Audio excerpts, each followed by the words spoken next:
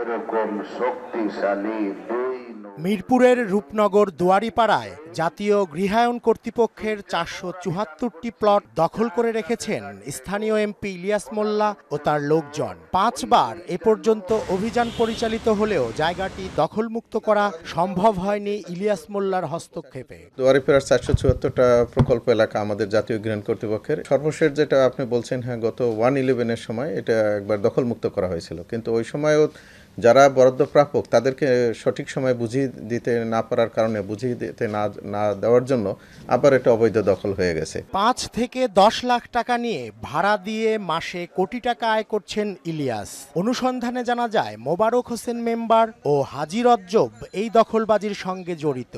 অনেক চেষ্টা করে দখল নিতে পারেননি সরকারিভাবে পাওয়া প্লটের প্রকৃত মালিকরা।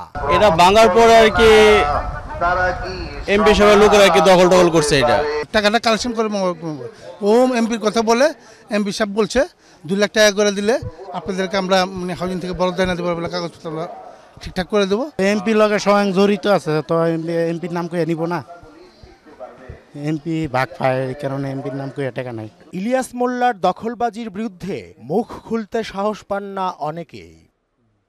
ওনার বাবার নামে ওই রাস্তাঘাট, ওনার বাবার নামে ট্রাফিক পুলিশ সেন্টার, ওনার বাবার নামে খেলার মাঠ, ওনার বাবার নামে ঈদগাহ মাঠ, ওনার বাবা কার জমিতে করে নিয়ে গেলা? ওনার জমিন, উনি সব সরকারি সম্পত্তি, যেখানেই সরকারি সম্পত্তি সেখানে তিনি দখলদারি করেন। সরকারি এই সম্পত্তিতে দখল অটুট রাখতে নানা কৌশল অবলম্বন করেছেন ইলিয়াস মোল্লা। দুয়ারিপাড়া ৪৭৪টি প্লট দখল নিয়ে মাসে কোটি টাকা আয় করছেন ইলিয়াস উদ্দিন মোল্লা। হাজী রজ্জব ও মোবারক হোসেন মেম্বার এক একজনের কাছ থেকে ৩ থেকে ১০ লাখ টাকা নিয়ে অবৈধ দখল বসিয়ে দিচ্ছে। মোবারক হোসেন মেম্বার ও হাজী রজ্জব এ ব্যাপারে নিজেদের পক্ষে নানা যুক্তি দেখান।